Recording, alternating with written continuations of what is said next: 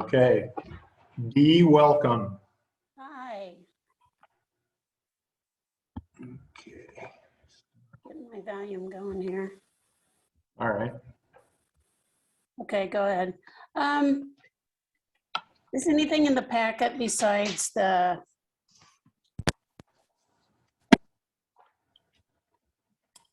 Besides the minutes? yeah, Yes, there's an email from Shannon Pearson.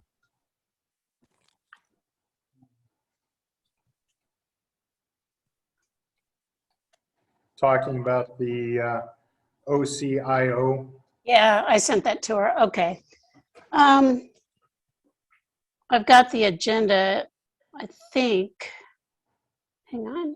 Let's call the meeting to order. Can you hear me okay? Yes. Okay. Acknowledge minutes. Now, is it just the minutes from last meeting last week? Yes.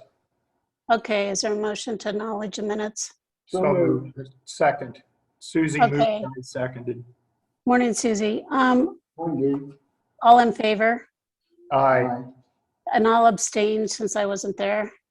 Dwayne. Morning, Dwayne. Morning, Dee. How are you? Oh, I'm doing all right. They ran my mother to the emergency room last night, so I may or may not be around all week. We understand that. And the boys seem to be pretty self-sufficient. They get along pretty well whether I'm watching them or not, I think. Yeah. Okay. Had a fairly productive week. They took delivery on those Volvo truck tractors that they'd purchased down in Missouri. They look like awfully clean machines. You guys are going through getting them outfitted for radios. And they've started construction, manufacturing on the side dump trailers for those. They're going to be gray. They throw in a pinstripe of our chosen color for free. So I told Billy to pick whatever he wanted to make it so they look nice. They might as well look like you know what you're doing when you're going down the road. The cost is no different. Let's see, they're getting ready for some additional dust control, second application from Heffron. Our crews are getting ready for their dust control that they do. They ran into an issue with calcium chloride availability, so we're going to try magnesium chloride because it's available. Supposedly it's the same stuff, and if nothing else, we'll get a little education on it and see how the product works. Other than that, we've got our 2 bridge jobs that have been hanging out down to just paperwork, I think. So hopefully by the end of this week, we'll have those buttoned up and closed out, and the DOT will be a little happier with us. Good.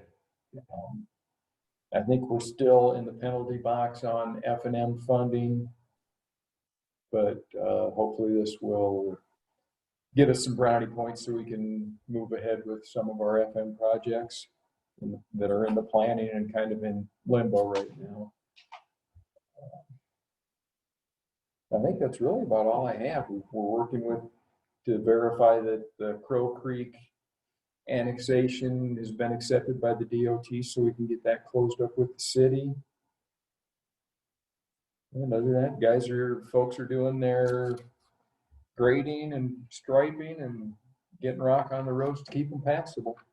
You did find that spot I was talking to you about, right? So they took care of that. Oh, good. That same afternoon. Good. Set up traffic control and got a whole. And then you looked at both the north and the south end there. The north end was getting a little bit of scour going on. So They're taken care of. okay. Sounds All good. right. Thank you. Okay. Discuss and consider buy IT at OCIO program for CARES Act funded laptop purchase. What this is, I got an email and forwarded it to the rest of the board last week. State of Iowa has some funds for up to $9,500 for certain product laptops. And it's a short timeline. It's like that you have to apply between today and August 15th. So I wanted us to think about honestly, with $9,500, and as you look at that, the average cost of the laptop's like $1,500 to $1,700 probably. So you're talking maybe $5,000 if you're lucky. I emailed Sean at PCS Friday to see if those would fit with our system, and he said as long as they had Windows 10 Pro operating capability, they would, and they do if you look at the specs. So I just wanted to get some initial input from the board. Just, do we want to have a department head meeting next week and see who really needs them, just get the word out? My thought is it's not really enough to make a dent for any department, but I know we've got some department heads that do not have webcam capability. And I was wondering about if those would be logical places for those. I don't know, I'm just asking. Any comments? If that's included in this. I mean, Yeah, webcams on all the laptops. Right. We've got several offices, though, that use standalone PCs. They aren't laptops, and so they would have to have separate cameras for something like that, if that's the direction they were going. But I'm not sure, but you've got some laptops that you need to purchase, don't you, Bart? We purchased a couple Oh, okay. Those might not fall into this. Yeah, Bart, I was wondering, I don't know if this is your department has any use for these, or if emergency management maybe. Yeah, Brett's here in the room with us. You don't? Okay. Well, we recently purchased the ones for the vehicles we had to replace. Yeah. We were still Windows 7. Mhm. You know, it's one of those things where it sounds good and you hate to turn down free laptops. It's from the state. So as far as I've seen, there's not any strings because it's CARES fund through the state. However, you know, again, if it's somebody that wants to have the mobile capability, like during a pandemic, that's the idea, and they didn't have a laptop to come on like our department head meetings, or if they wanted to come on a supervisor meeting, that would be an option. So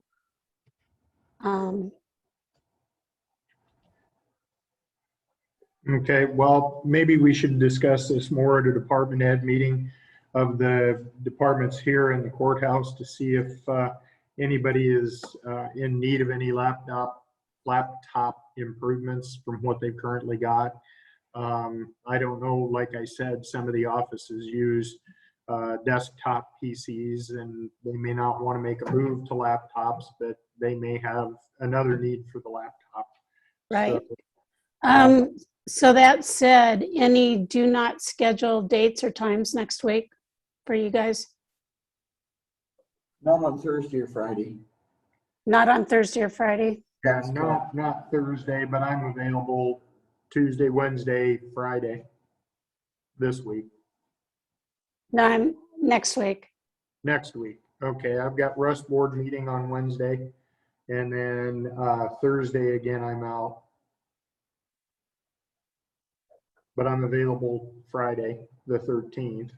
So Tuesday or Friday next week could work? Yeah. Dee, I could do, this is Tuesday, I could do it on Friday morning. The 13th? Correct. Okay. How about Tuesday? No? Just what day is that? It's 10th. the 10th. I'm good. I'm good with that. Speaking of which, you know, I had emailed you to see if we could switch our meeting next week to Tuesday. Yes, you did.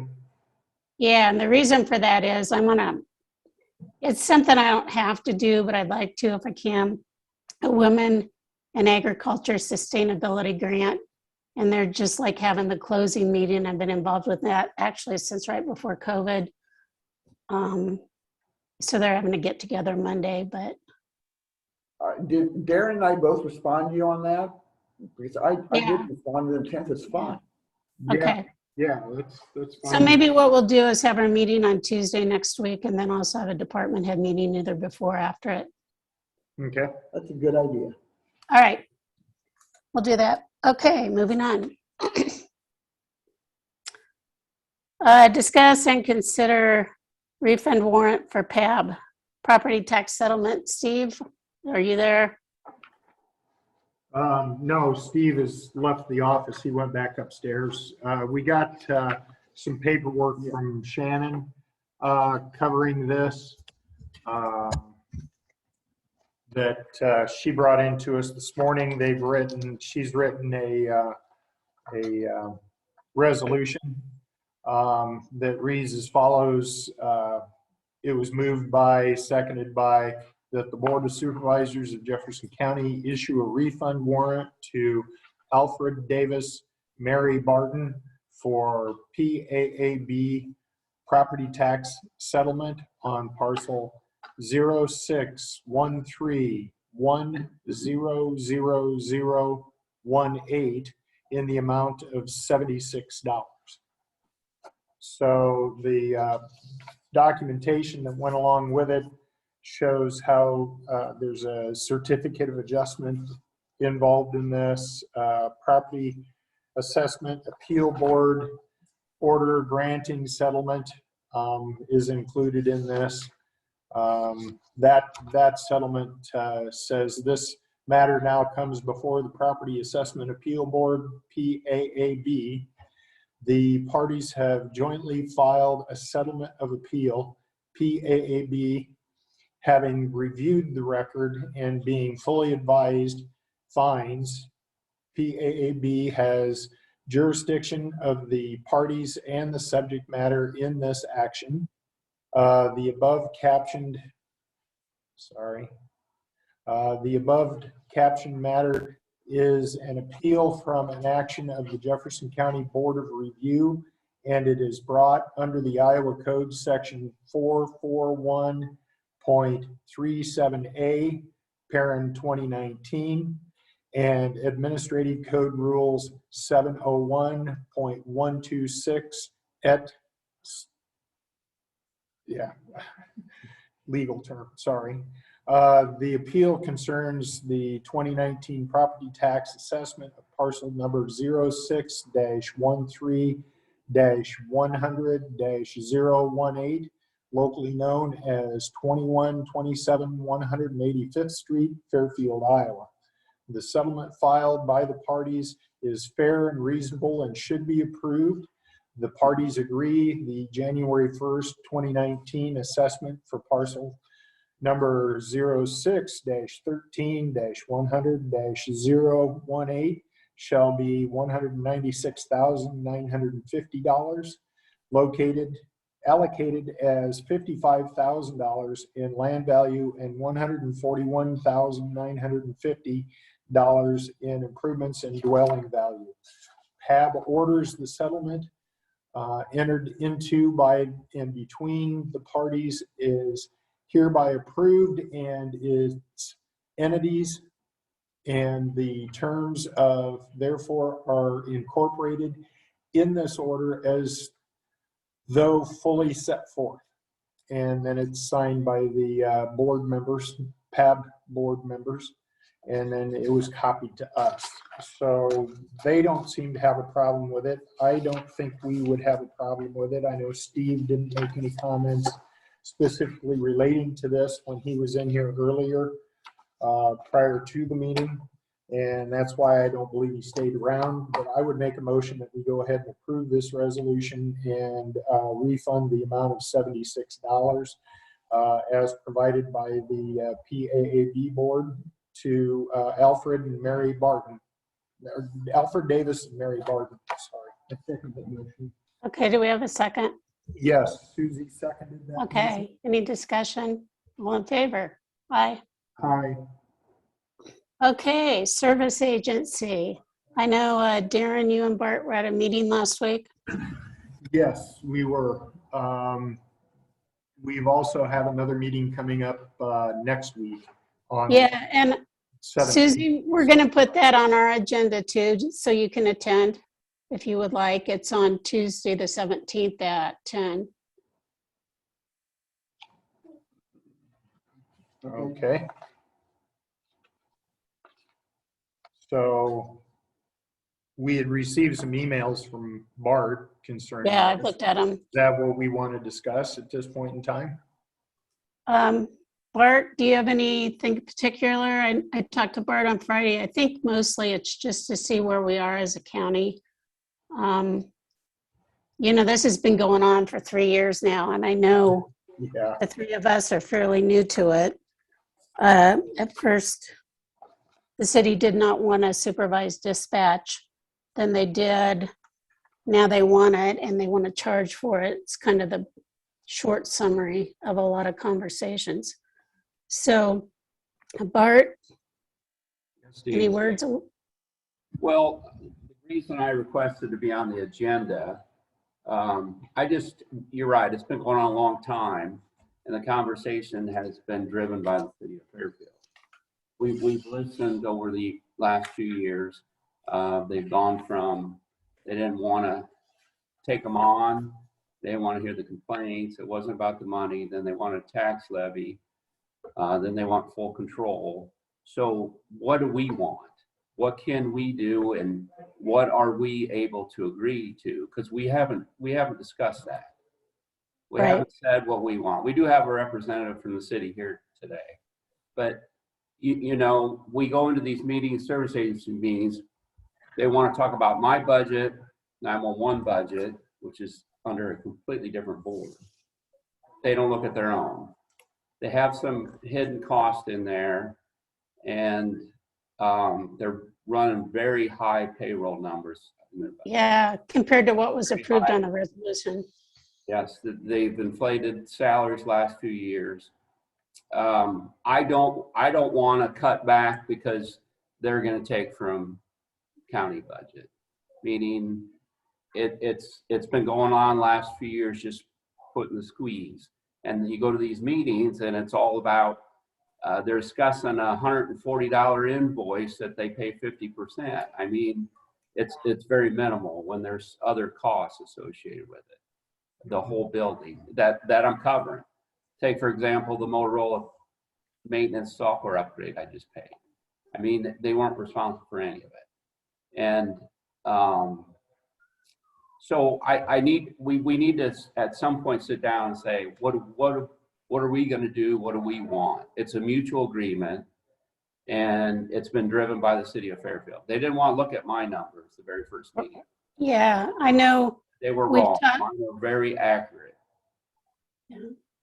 We've mentioned, our preference is to keep things the way they are, but clearly they don't want to do that. So now we're kind of to the point where I know this has taken a lot of time and energy with very little result from a lot of people. And so I think we need to come up with what our strategies are. I mean, obviously the first one is to keep things the way they are. And the second one would be maybe then, we talked at budget time about whether the county should take over dispatch. I guess I'd like to get some input on pros and cons of that. Well, if my opinion on this, if the city is just looking to get a portion of the salaries paid for through the 2080 agreement, I don't want to get ourselves into that, because I don't want to get into the situation where the county is giving money to the city and then having no control over it if it's going to employees. Now, it's different if the county is giving the city money for repairs of the building or some physical aspect of what is covered in that 2080 agreement. But personnel and payroll need to be done by the entity that is actually in control of the 911 board and system. So if we want to keep that where it's located at and not have to worry about whether somebody wants to build a new facility and then move the dispatch and police department and whatever to a new facility, That would be even a worse scenario for us when it comes to having a 28E agreement with the city in order to be able to use the system. And then in that agreement, if they want to try to get money for payment of employees, we're going to be right back at the same thing that we're looking at right now. And to be quite honest, I think that even though the users of the 911 system happens to be the biggest users of that system happens to be the people here in the city of Fairfield, I think it has to be equal to all citizens across the county that you need to have adequate coverage for all locations rather than having locations worry about whether they had paid for that month's or that year's worth of money that would go to that system in the form of a levy or an assessment to those entities. And I don't think that's fair because we're currently not doing that, and we never have. So I don't want us to move in a direction where that's going to become the fact of life with what's going on with that system. That's my opinion on this. So I don't know if you've got something different, Susie, or any other. So, all right. Well, I sent you the emails last week and additional numbers, the cost of the last 7 budget years. Yep. The county is currently averaging just over 180,000 towards the equipment, maintenance agreements, computers, servers, all that stuff, directly related to communications and within dispatch and the tower. City of Fairfield averages about 52,000 over that 7 years. So, and they're worried about what they're paying their dispatchers, but I sent you figures if they were county employees, I can run it more efficient at a lot lower cost. I think there's some other hidden cost in there that they're putting in. But I think we ought to open up the conversation that maybe at some point we take over additional employees to dispatch. And as far as the 28E goes, the 2 meetings we had, I'm not sure where they're coming up with their numbers, but mine are completely accurate. Maybe we don't share building anymore. Right. Maybe we explore that and say, so you don't have to share the expenses, but you're going to have to share somewhere else. Right. I still come back to this jail thing. A lot of money spent in the jail. They dump them at the back door.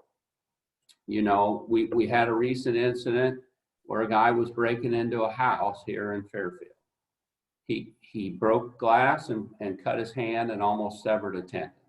He went straight to Jefferson County Health Center and then was transported to Iowa City. Those emergency services were told to send the bills to the sheriff's office.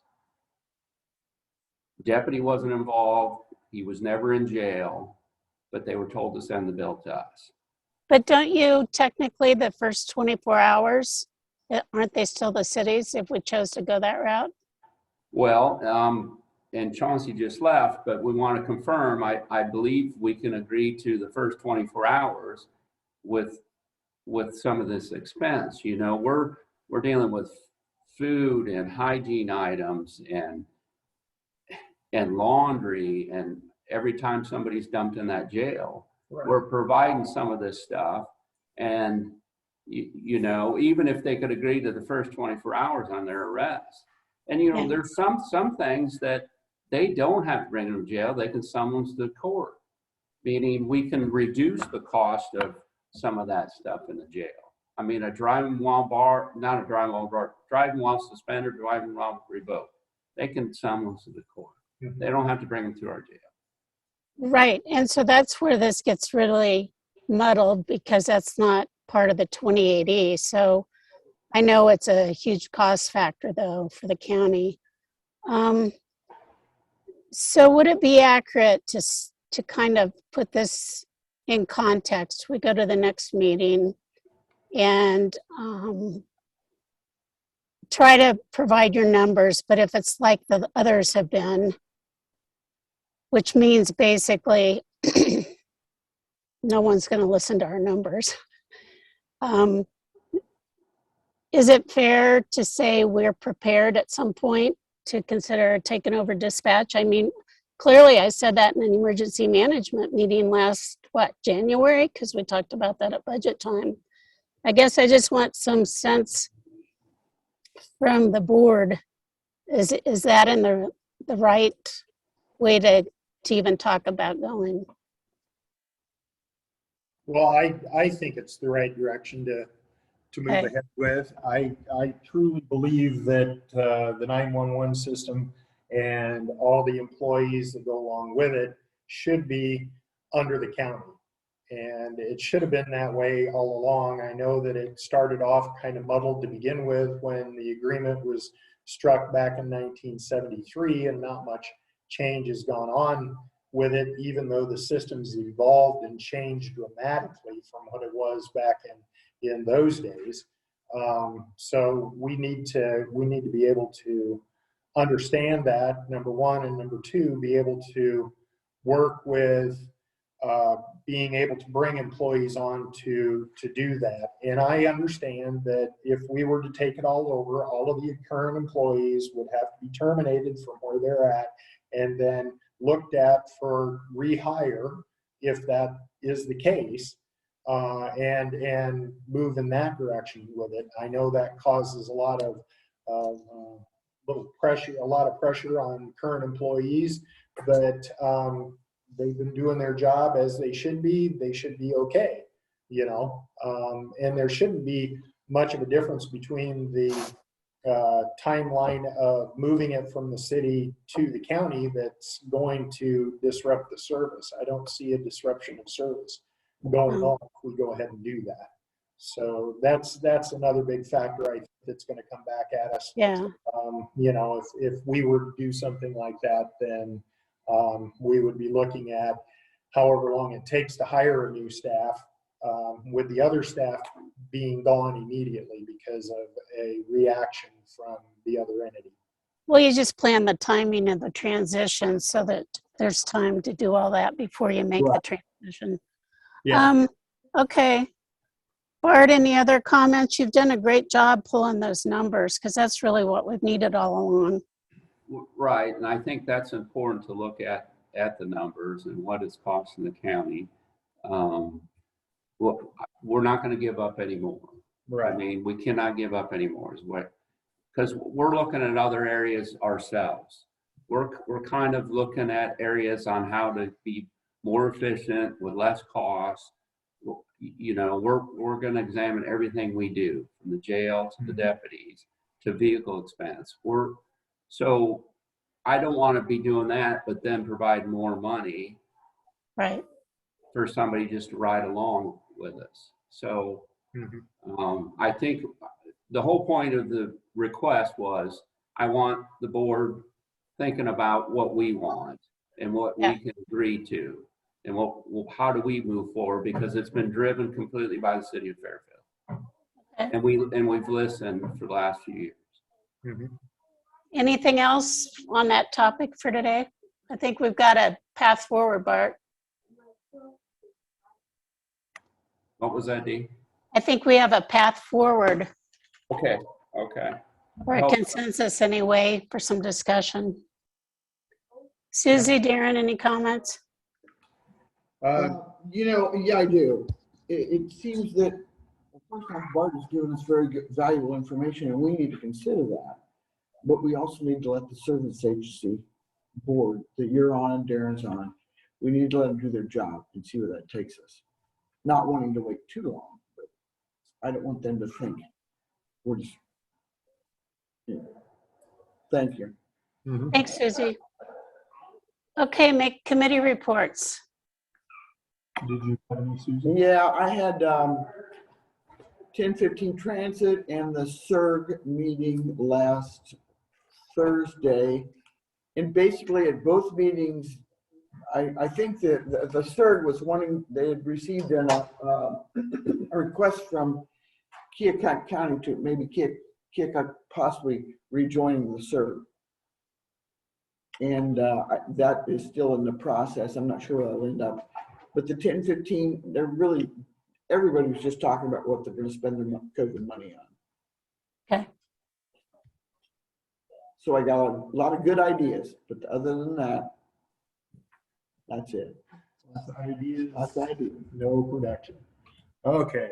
I met with the 28E board that oversees the spec building that the city and the county, FEDA and the Rural Electric Cooperative have went together on.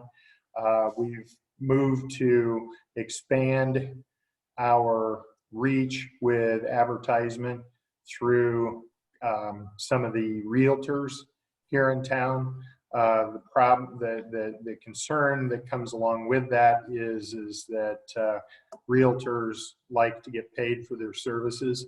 So if they were to bring someone to us that ended up being the prospective buyer of the property, we would have to be able to pay them for what they did in order to make that sale.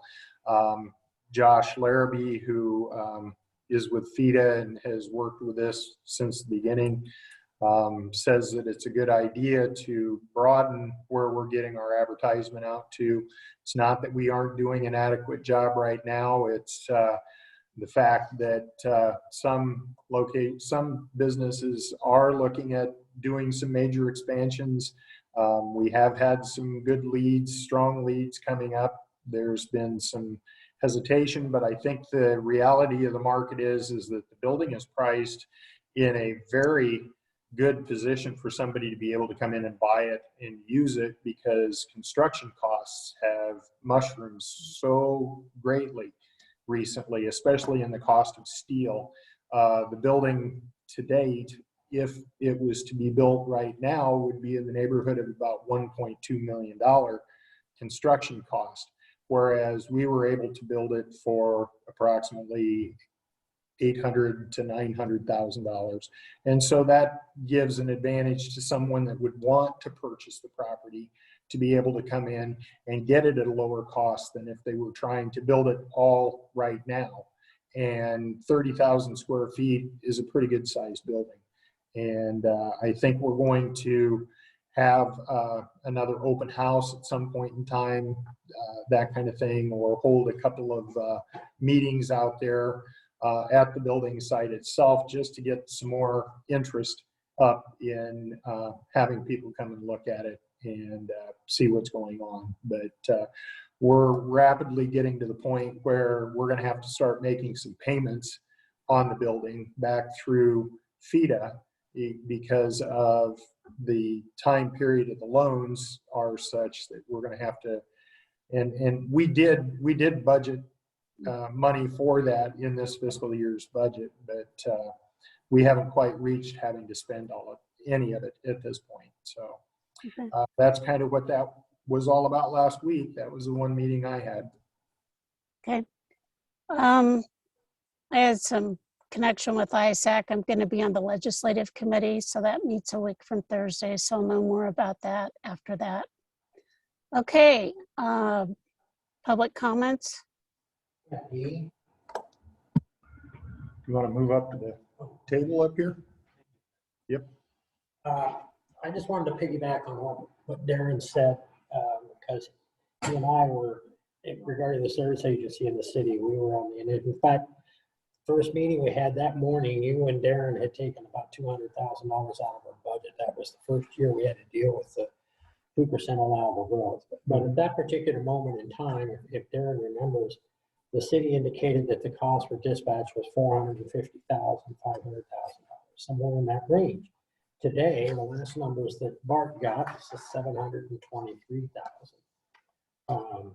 And obviously, there's been a couple of years that have passed, but given that increase over that period of time, it's reasonable to assume that in 2 years, it's going to be $1 million. And so I firmly do believe that the county, I supported you from the get-go on this, that the county can be a lot more efficient, a lot more transparent in regards to dispatch. The other thing I would remind the board is that there are contractual agreements in place already, both with the city and with the county, for police protection and fire protection. Mm-hmm. And the assumption is, or let me rephrase that, those those contractees, they presume that in that contract is 911 dispatch, so that when they call 911, they're going to receive emergency services. I believe they've already contracted for that, so I'm not sure what the legal recourse would be there in terms of now coming back and saying, well, now you got to pay for 911. So I just wanted board, and I know Darren knows this, but just wanted the board to realize that the cost is gone up at around figures around 250,000. And like I say, given that rate of increase over the last couple of years, and Darren mentioned it, I don't think that it would be advisable for the county to throw money down a deep, dark black hole that just continues to get deeper and deeper. So I think in the long run, while it may hurt initially up front a little bit more money, I think in the long run, the county would save money. Okay. Thank you. Any other public comments? Dee, this is Pat. Oh, Okay, Pat. Hey, I just wanted to remind the board to take a look at your emails. I had sent something out to each of you individually last week as it relates to the development agreement and waiting for some feedback. Darren and I attended a meeting involving that, and I've actually been asked for some feedback from the Allers folks so that they can move on to the next step. And I informed them that I'm just waiting to hear back from you guys. So let's share that information if you can. Thanks. Okay, thank you. Yeah, I sent you a response on Friday. Okay, any other public comments? yes, Dee. I'm going to put Jerry on the spot, but I wanted to talk about a couple of grants that were awarded to the sheriff's office recently. Okay, ICAP grant, Jerry. And it's for Mercy equipment, tourniquets, gloves, that type of thing. What else was included in that, Jerry? Safety equipment. Safety equipment. Hearing protection for shooting. So we got that grant, and we also got the Greater Jefferson County Foundation grant to cover the tuition costs for one of our deputies to attend some training along the lines of like a DARE officer, school resource type training. And she's currently attending that training now based on that grant. So that was good. Jared, how much were those grants for? The ICAP grant was $1,000, and the training grant, It was almost 2,500, I 25. believe. Yeah. So she's doing complete training on towards school resource with mental health. Who's she? Deputy Angie Form. So she's the one that did a lot of work on this program, and we should be awarded the Greater Jefferson County grant August. What date was that? August. Probably mid-August. Yeah, It's well, somewhere when in they'll there. have it out there. Yeah. So okay, Good job. mention that yes. Good job, Jerry. Yeah, good job on both of you guys to apply for that and make sure you get that money. The ICAP grant is something that's done every year. There's $1,000 there available as long as we have either spent money for safety improvements or we have a plan for spending money for safety improvements. Whatever encompasses that, you can get that application made and the money comes rapidly. So, you know, it's a good thing that you guys put in for that. And I'm glad to hear you were awarded that, at least from the Jefferson County Foundation as well, because sometimes those grants are tough to get. There's a lot of people that apply for them. So I think it was a good job. Your grant application must have looked really well to them. So thank you. Give these guys credit for doing it. Yep. thank you. Okay, other public comment? I think we had one over here. No, I think you've gotten public comments from everyone that's in this room. We have someone online. Yes. Okay, go ahead. Thank you. My name is Gail Dalby. I have 2 properties in Prairie Lakes off Walton. And I wanted to call the county's attention to the fact that there are 2 cell towers right across the street in a residential area, which are raining down radiation upon the entire Prairie Lakes community and all the communities around it. making the environment extremely unhealthy. There's tons of research documenting the fact that these cell towers have no business being in residential areas. There are plenty of places around the world that have banned them from being near schools, and yet there it is within eyesight, very close to Prairie Lakes. So yesterday we took a meter over there and measured how much radiation is coming off of those cell towers, and it's extremely high. So I'm begging the commission here, the county, to recognize that there is a really big health threat regarding this to the community, not just Prairie Lakes, but the people around Prairie Lakes.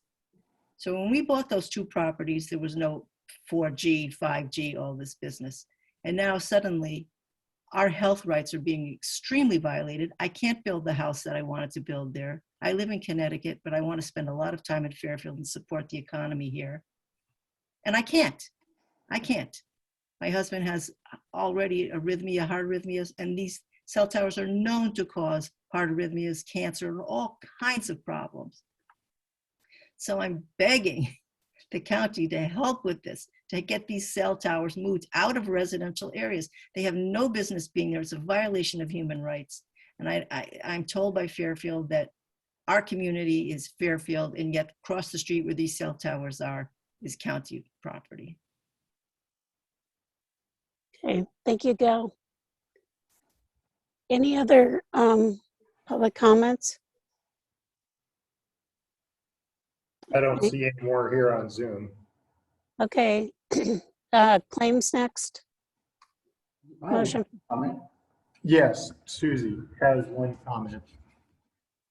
This is just personal, but tomorrow Abby, who works in our auditor's office, is having, well, her birthday's today. Ah, She's not here today, but tell her happy birthday tomorrow. yep. Happy birthday to Abby.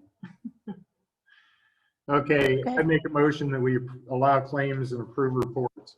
So moved. All right, all in favor? Aye. Anything on nuisance? Not at this time. Okay, motion to adjourn. So moved. Second. Okay, all in favor? Aye. Thank you, everybody. One.